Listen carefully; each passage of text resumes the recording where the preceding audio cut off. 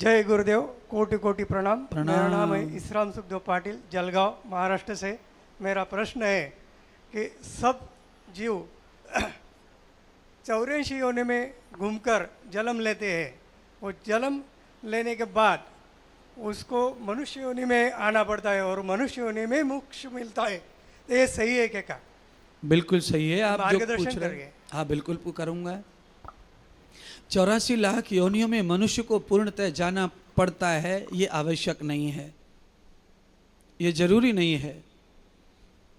84 लाख योनि कर्म के फल अनुसार बनाई है परमात्मा ने, पर हम कैसे भी करके निश्चय नहीं कर सकते कि हमारा कर्म कितना है।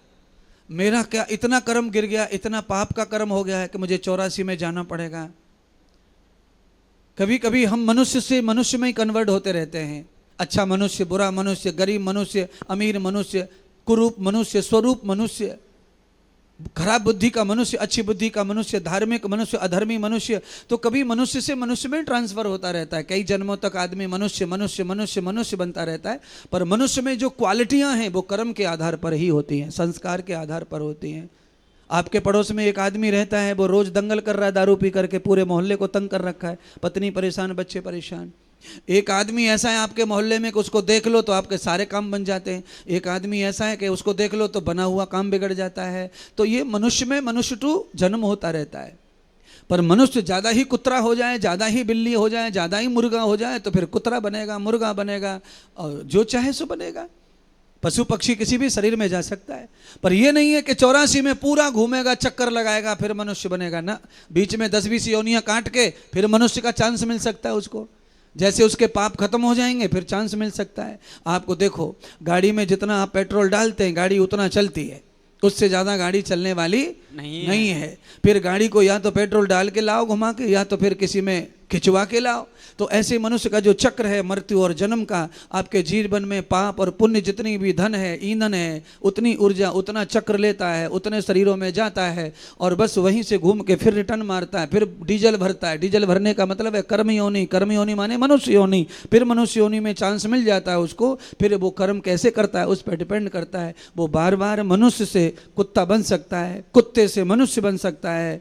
तो आप कल्पना के साथ चलिए, एक जन्म में भागवत में जड़ भरत, राजा भरत हिरण बन गए और दूसरे ही जन्म में फिर वो ब्राह्मण बन गए। एक ही जन्म जानवर बने, दूसरे जन्म में फिर मनुष्य बन गए। तो ऐसे आपके साथ भी, मनुष्य के साथ में भी कर्म का जो खेल है वो इस तरह चल सकता है। एक जन्म कुत्ते का, दूसरा फिर मनुष्य का, फिर जन्म बिल्ली का, फिर मनुष्य का।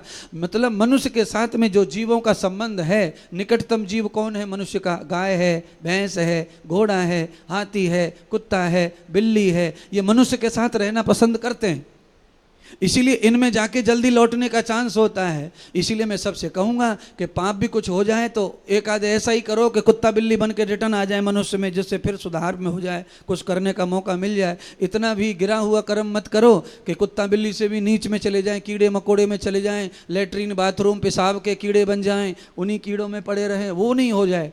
कम से कम कुत्ता बिल्ली गधा घोड़ा बनेंगे तो चांस जल्दी मिलता है मनुष्य बनने का। ये ध्यान रखना है, क्योंकि जो जानवर अन्न खा लेता है उसे जल्दी से जल्दी मनुष्य बनने का अवसर मिलता है, उसके पाप जल्दी समाप्त हो जाते हैं, उसका भोग भी जल्दी समाप्त हो जाता है। 84 में, पूरी 84 में घूमना अनिवार्य नहीं है और इतना उसका गणित लगाना भी कठिन है। इसीलिए तो गुरुदेव जी भजन गाते हैं, ओ पापी मन कर ले भजन, एक दिन तू पछताएगा।